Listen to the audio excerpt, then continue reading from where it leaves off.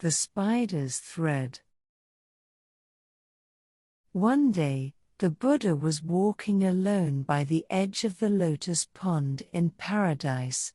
The lotuses blooming in the pond were all pure white like jewels, and from their golden stamens emanated an indescribable fragrance that filled the air without cease.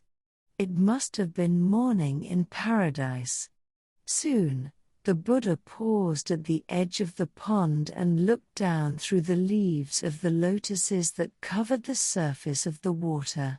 The bottom of this lotus pond in paradise corresponds to the very bottom of hell, and through the crystal clear water, the river of three crossings and the mountain of needles could be seen as clearly as through a spyglass. There, in the depths of hell, the Buddha saw a man named Kandata writhing among the other sinners. This man, Kandata, was a notorious bandit who had committed many wicked deeds, such as murder and arson. Yet, he had done one single good deed in his life. Once, when he was passing through a deep forest, he saw a small spider crawling by the roadside. He immediately lifted his foot to crush it, but suddenly thought, "No, no. Even a tiny creature like this has life. It would be a pity to take its life without reason."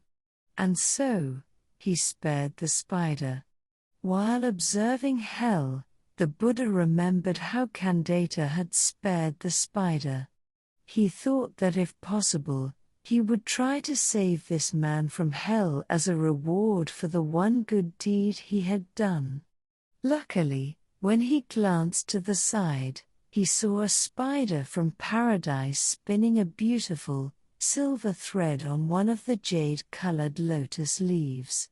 The Buddha gently took this spider's thread in his hand and lowered it straight down through the white lotuses to the depths of hell far below. Part 2.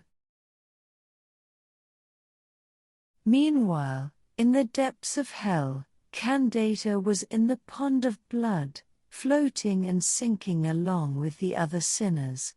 Everywhere he looked was darkness, and if he occasionally saw something faintly rising from the darkness, it was the ominous glow of the needles from the mountain of needles. The sense of desolation was overwhelming.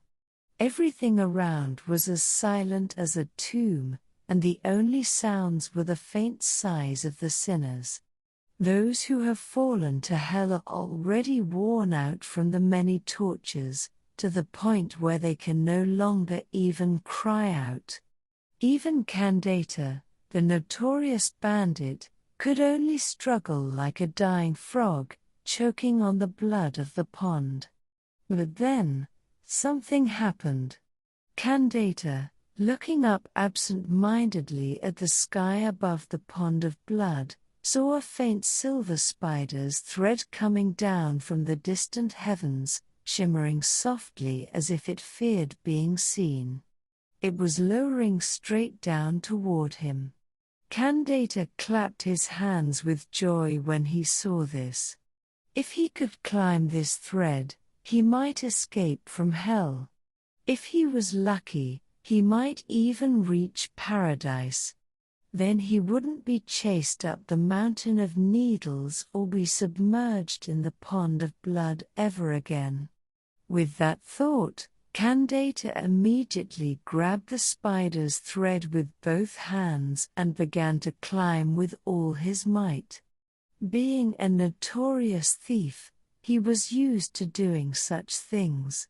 However, the distance between hell and paradise is many thousands of miles, so no matter how hard he climbed, it wasn't easy to reach the top.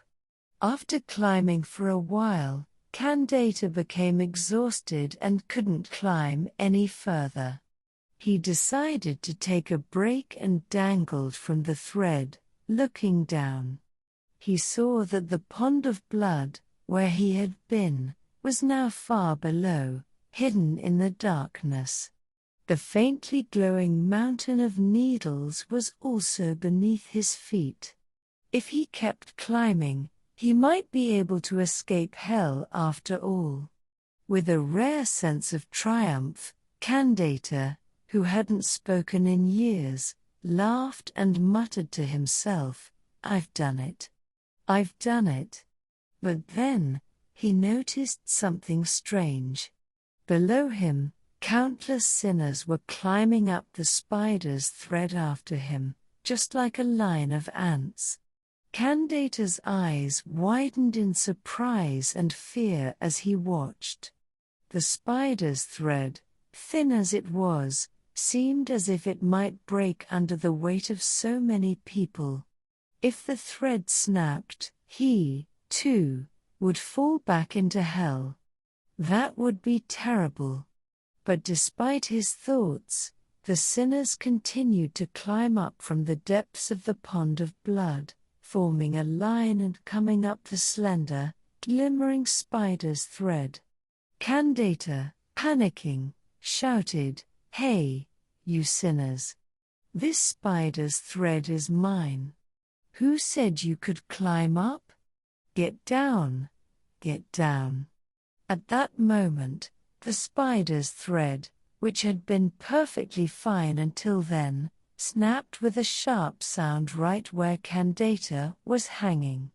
He had no time to react. In an instant, he fell, spinning like a top, back down into the darkness of hell.